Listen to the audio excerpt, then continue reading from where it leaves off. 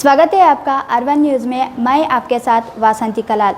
आरोपी सुरेश आरोग्य ಬಗ್ಗೆ ನಮಸ್ಕಾರ. ನಾನು ಡಾಕ್ಟರ್ ಶಿವಾನಂದ ಮಾಸ್ತಿಹೊಳಿ, ಜಿಲ್ಲಾ ಶಸ್ತ್ರಚಿಕಿತ್ಸಕರು, ಜಿಲ್ಲಾಸ್ಪತ್ರೆ ವಿಜಯಪುರ. ಬೆಳಗ್ಗೆ 6 ಗಂಟೆಗೆ ಸುರೇಶ್ ಆಡೂಡ್ 50 ವರ್ಷ, ಇವನು ಹಂಚಿನಾಳ ತಂಡದವನು. ಅಲ್ಲಿ ವುಮನ್ ಯೂನಿವರ್ಸಿಟಿ ಹಿಂದ್ಗಡೆ ಇವನೇ ಪೊಲೀಸ್ ಅರೆಸ್ಟ್ ಮಾಡ್ತಾ ಹೋದಾಗ ಇವನಿಗೆ ಹಿಡ್ಲಿಕ್ಕೆ ಹೋದಾಗ ಇವನಿಗೇನೋ ಅವ್ರ ಪ್ರಕಾರ ಗುಂಡು ತಗಲಿದೆ. 6 ಗಂಟೆಗೆ ನಮ್ಮ ಕಡೆ ಬಂದಾಗ ಕಂಡೀಷನ್ ನೋಡಿದ್ವಿ. ಒಂದು ಗುಂಡು ಬಲಗಡೆ ಕಾಲಿನಲ್ಲಿ, ನಾವು ಮೊಣಕಾಲು ಕೆಳಗೆ ಕಾಫ್ ಮಸಲ್ ಅಂತ ಹೇಳ್ತೀವಿ, ಅಲ್ಲಿದೆ. ಅಲ್ಲಿ ಗುಂಡು ಅದು ಫೈರ್ ಮೋಸ್ಟ್ಲಿ ನಮ್ಮ ಅನಿಸಿದ ಪ್ರಕಾರ ಗುಂಡು ನೋಡಿದರೆ ಹಿಂದೆಯಿಂದ ಬಂದು ಮುಂದೆ ದಾಟಿ ಹೋಗಿದೆ ಅಂತ ಅನಿಸುತ್ತೆ. ಆದರೂ ಎಕ್ಸ್ರೇ ಮತ್ತು ಈಗ CT ಸ್ಕ್ಯಾನ್ ಮಾಡ್ತೀವಿ. ಅದೇನಾದರೂ ಅಲ್ಲಿ ಒಳಗಿತ್ತಂದರೆ ಪೆಲೆಟ್ಸ್ ಇರ್ಬೋದು, ತೆಗಿಲಿಕ್ಕೆ ವ್ಯವಸ್ಥೆ ಮಾಡ್ತೀವಿ. ಮೋಸ್ಟ್ಲಿ ಇರಲಿಕ್ಕಿಲ್ಲ ಅಂತ ಅನಿಸುತ್ತೆ, ಯಾಕಂದರೆ ಎಂಟ್ರಿ ವೂಂಡ್ ಎಕ್ಸಿಟ್ ವೂಂಡ್ ಎರಡೂ ಇದೆ.